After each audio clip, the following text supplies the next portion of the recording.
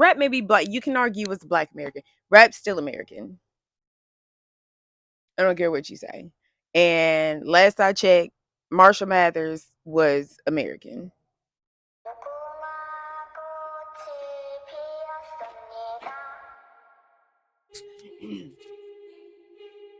All right, y'all.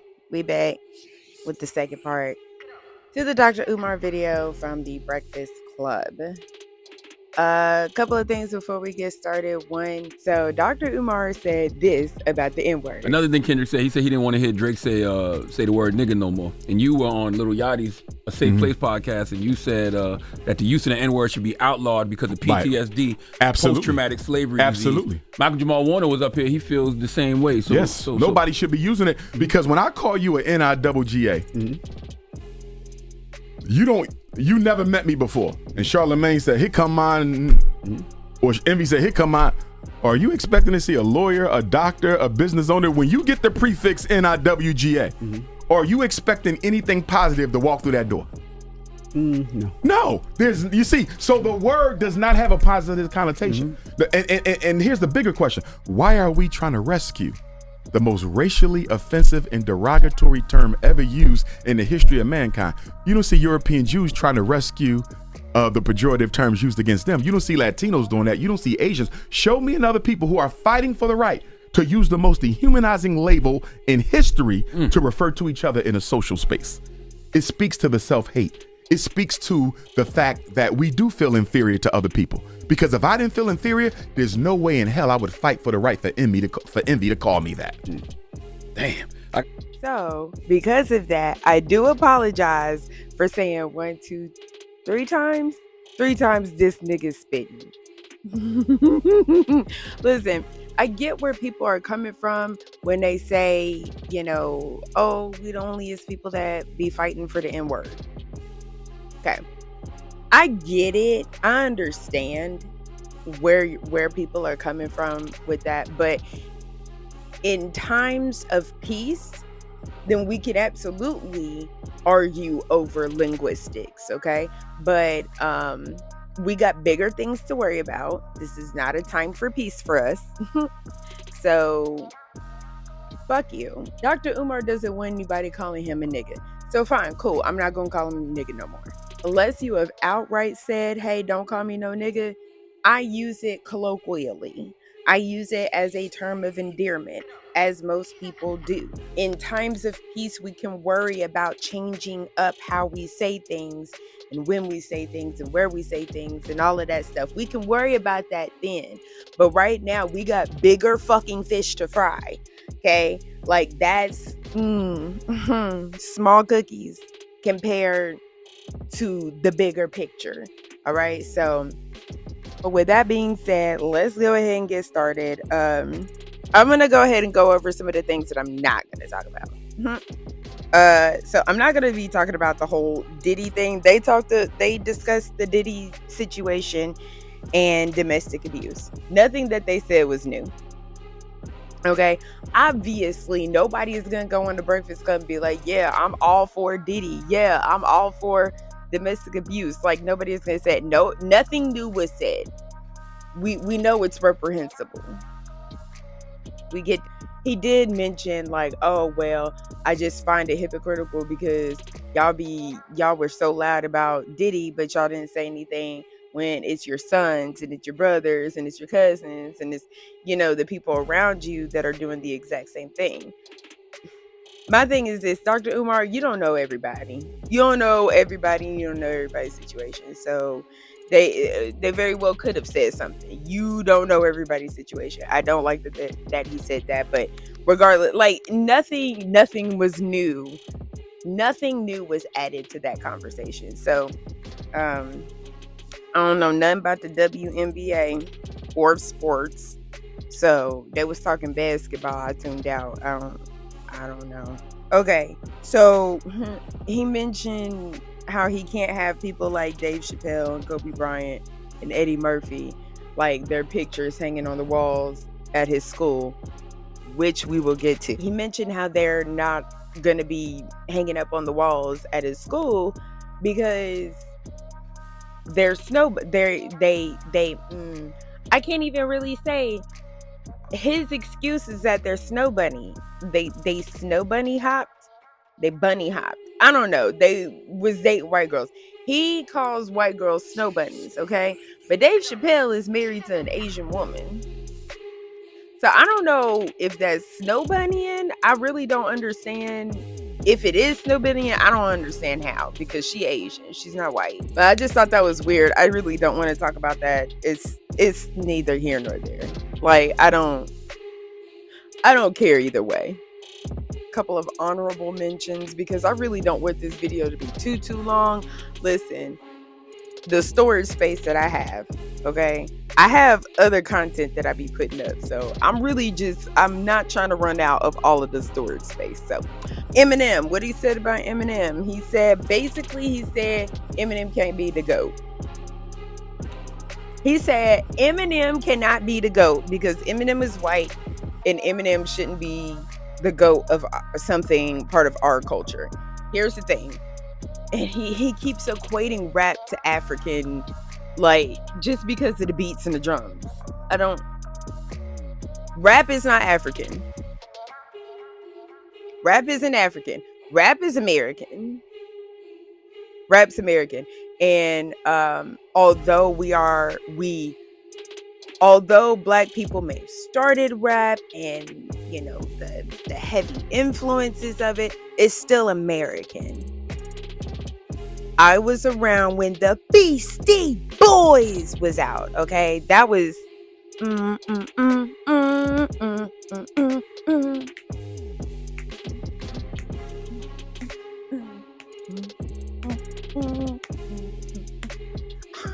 chill out, man. Let's get the Beastie Boys. The Beastie Boys were three white dudes. They weren't the GOATs, and they weren't, like, you know, talking about real issues and things like that. They were just a couple of white guys that made some rhymes, and it was funny, and people bopped to it. Rap is American.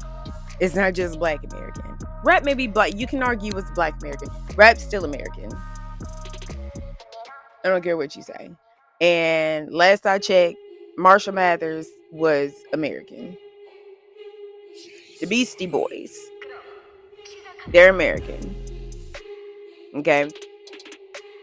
That's not to say that every single white person should be welcome into the rap culture, because not every single white person can rap.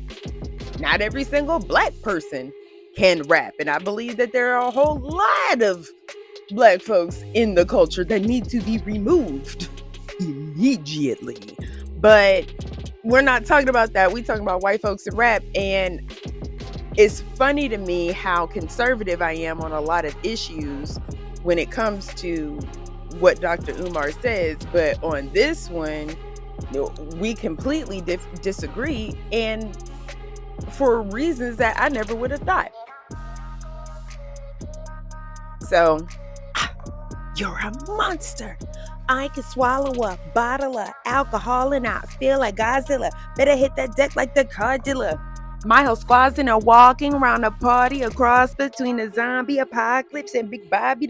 Listen, y'all don't. I may not agree with him being the GOAT person, but he's definitely above number 5 in the top 5, in my top 5. So I don't know.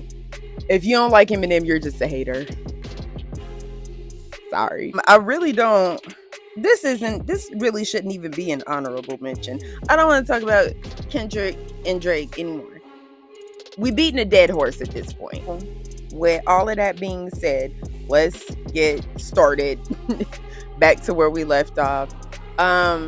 Not exactly back to where we left off. They did talk a lot about other political stuff, but I picked out a handful of things because, again, I'm not trying to have this video last for forever and a fucking day. Umar ain't playing today. Yeah. Let's get to it. There's a lot of things to talk about. Do you think President Biden should step down? Do I think President Biden should step down? I got a couple answers to that. On the one end, presidents don't make the final decisions anyway. So because they are puppets, it really wouldn't matter if he stepped down or not. Okay, he should have stopped it right then and there. Everything else that he says from then on is completely, it's null and void. After you just sat up here and said that they are puppets, they don't actually run shit anyway, then the conversation is done. It's done, it's over with. Why do we continue to tap dance performatively? For what? For what reason? We know that this office doesn't mean shit. It's just a symbol. It's symbolic of the corporations that actually run America. It doesn't have shit to do with us. It doesn't have nothing to do with us. And you continuously marching over to the polls to vote, knowing that your vote does not fucking count. It doesn't matter for shit. Because them niggas gonna do whatever the fuck they want to do any goddamn way. So you continuously going to do this. What's the definition of insanity? Doing the same shit over and over and over again and expecting different results. How is this not what we do every 4 years? How is that not an example of insanity? Ain't shit changing, at least for the better. It's changing for the worse. So what the fuck are we doing? What the fuck are we doing? That's the shit that really be pissing me the fuck off. What the fuck are we doing? Why do we keep doing this shit? We doing this little, it's time to go and vote. We're gonna close the schools down and everybody gets a half a day of work so you can go and vote. For what? For why? Why am I voting if they are just puppets? Why am I voting if multi-billion dollar corporations are actually running the country and not the people that you say I'm voting for?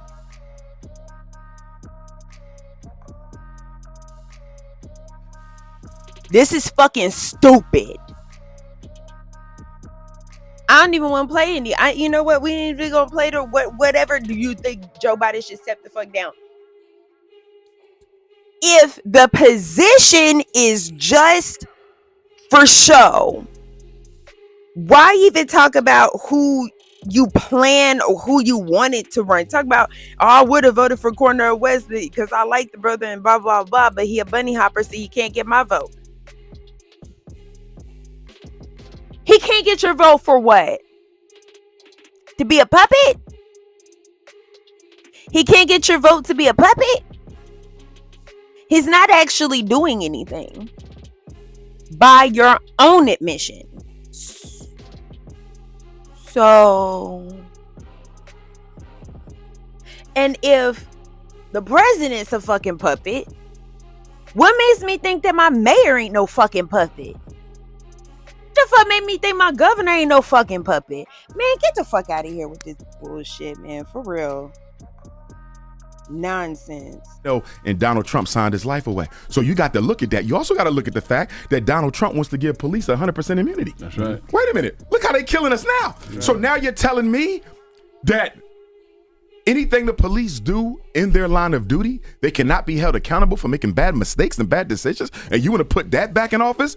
That's thirsty black men worry more about money than the lives of their people. I mean, you want to talk about thirsty black men? I mean, having anything further to say after declaring that the office of presidency is nothing but a puppet state, after you declared that and you continuously started to spout off at the mouth talking about presidency this and presidency that, that's being a thirsty black man, is that not? I mean, this just being thirsty, period.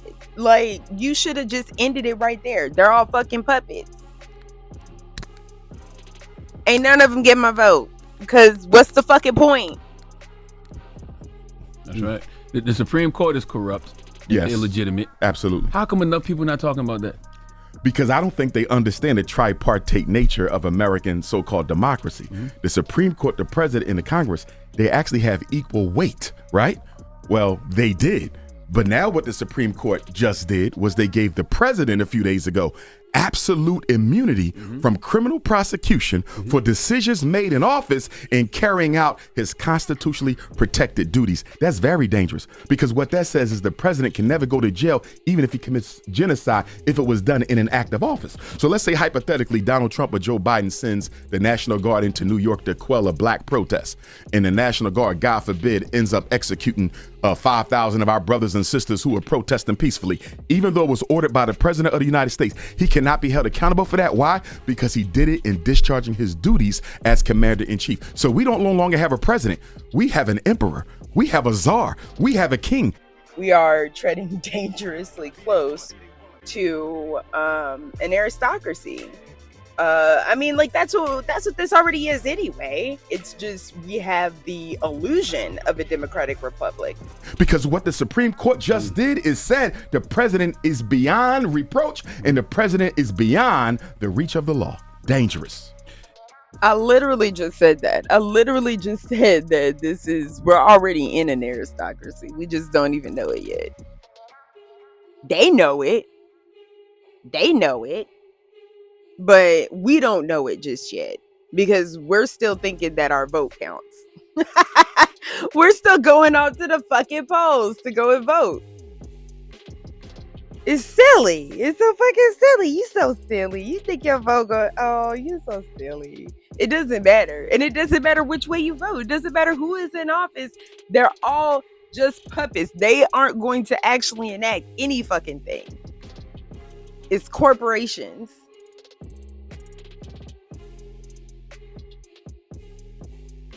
Yeah, and I feel like enough people aren't having that conversation. They're not having that conversation. It's weird to me. Like, I understand, talking about Biden and his bad debate performance. Yeah. I get it. Yeah. I even understand talking about Project 2025, even though Yes. it's a hypothetical. But this Yes. is happening now. Yes. And nobody's having the conversation. And for black folks, it don't matter if it's Trump or Biden. The bottom line is the president of the United States, none of whom have ever been friends of the black community, will have the ability to do what they want as long as it takes place within the execution of duty.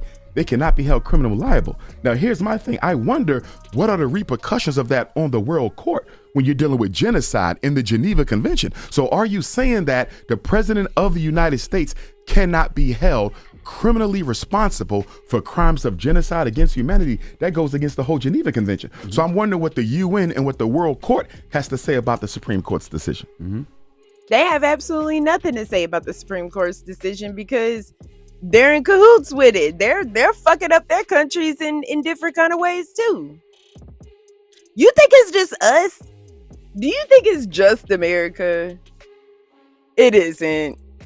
It isn't. It isn't. There's so much shit that went behind the Geneva Convention that, like, people like to just toss that out there because, oh yeah, it keeps people from committing genocide and such. But what happened in Rwanda in the 90s? There's genocides happening all of the time. Oh, you mean just between these countries?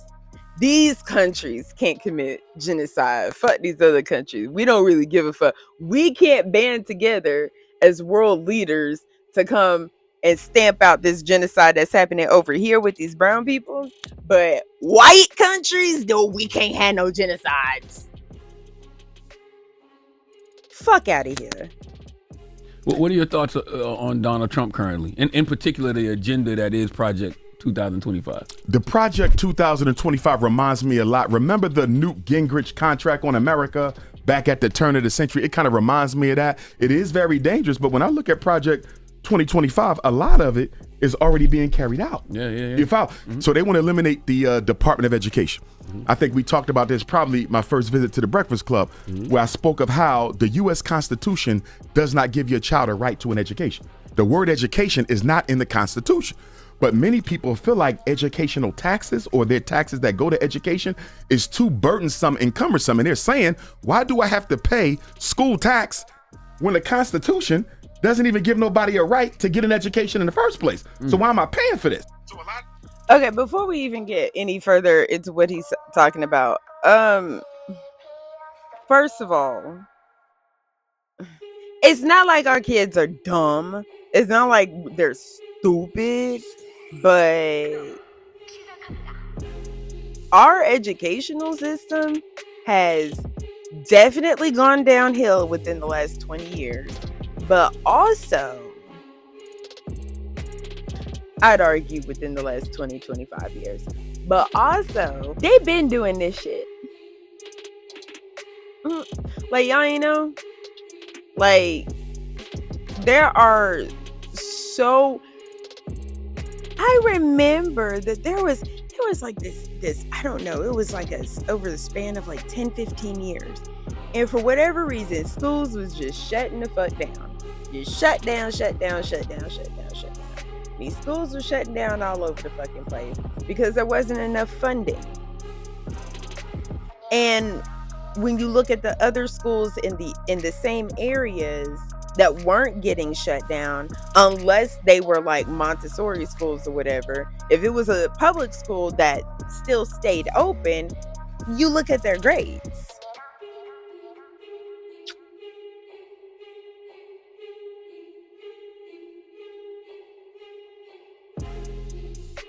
So there's that.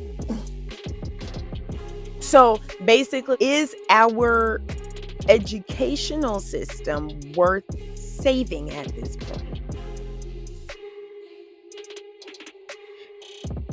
And if so, how are we going to save it? Because we can't move forward with what we have implemented now. I'm not saying I'm a proponent of Project 2025. There are reasons why I haven't spoken on it yet. But one, it's already happening. And two, we're gonna have to do away with the system if we want to put something better in its place. So folks they're saying, okay, we want to get rid of X, Y, and Z, and then the people that are like, no, we got to hang on to it, are not taking into consideration maybe it's not that great. So a lot of people want to phase that out. Remember, when you go to white America, half of white America either don't have school-age children or don't send them to public school anyway. So it wouldn't completely blot out the facts. Where is he getting these statistics?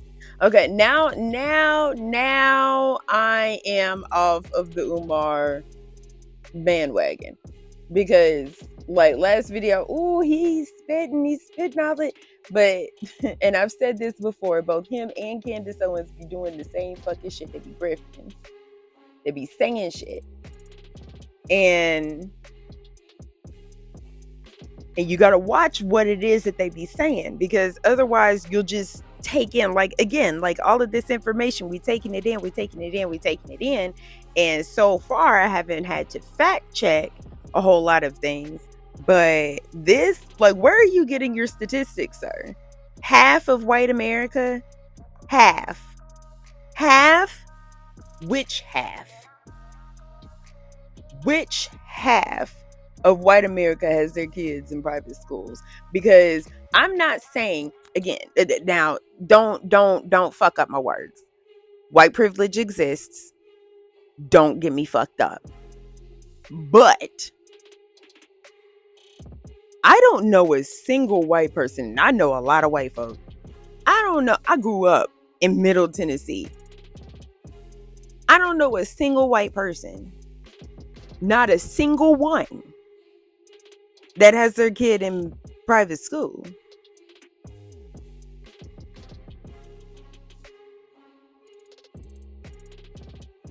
My mom used to work for Rutherford County School Board, Davidson County School Board, and Bedford County School Board. And maybe that's the reason why, because, like, I don't know, we were so, and my dad, he was a professor, so maybe because we were so heavily ingratiated into the education system here in town, maybe that's why. I don't know. But even as an adult, I don't know any white people that got their kids in special schools. Maybe I don't know the right white folk. I don't know. Maybe that's it. I don't know. But when he's saying half, and with the amount of white people that I know personally and that I encounter frequently, and I know for a fact that they have their kids in public schools. Sir, where are you getting your information? See, that's why. They be grifting. School tax. Not only that, the money that still remains, they want to redirect it to not charter schools, to private schools and parochial schools, which, to my understanding, is a violation of the separation of church and state. How can you get public money to the Catholic school? That is a good point, but I don't know how. Again, I don't know where he's getting these facts from. To my knowledge, there's not a whole lot. Even still, there aren't a lot of parochial schools out there. If anything, the amount of parochial schools have been dwindling. Again, sir, where are you getting your facts? But that's what they want to do. They also want to shut down Social Security. They also want to completely eliminate all diversity, equity, and inclusion laws and bills. But I got to say this, though, because the Democrats are pretty hypocritical, because when you look at what Governor DeSantis is doing in Florida, and when you look at the fact that you got 18 states that have already passed laws to eliminate all diversity, equity, and inclusion program, that's a third, right? Why aren't the Democrats pushing back against it? President Biden was reportedly stated that he will not push back against the Republican effort to eliminate all DEI programs. So doesn't that make you complicit in the removal of the DEI? See, what the Democrats do that black people tend not to catch on is they'll let the Republicans play the bad guy. That's right. Because they can't afford to lose the black vote. So although we don't support DEI ourselves, we're not going to be the ones to front this. We're going to let DeSantis and the other mavericks go out and do this. But guess what? We're not going to push back against it so it looks like it wasn't us. It was you, because silence in the face of injustice is complicity. And that's why, as far as I'm concerned, the Democratic Party and the Republican Party are two wings on the same bird. And the one question we never have, when are we going to organize the black vote before we vote? Let me stop before he gets into that, because I do have some thoughts on that. Well, actually, I have one major thought, and then I'll let the rest of it play out. Y'all can just listen to what he got to say. DEI, diversity, equity, and inclusion. That has got to be the worst fucking bullshit to happen to black folks since affirmative action. Yeah, I said it.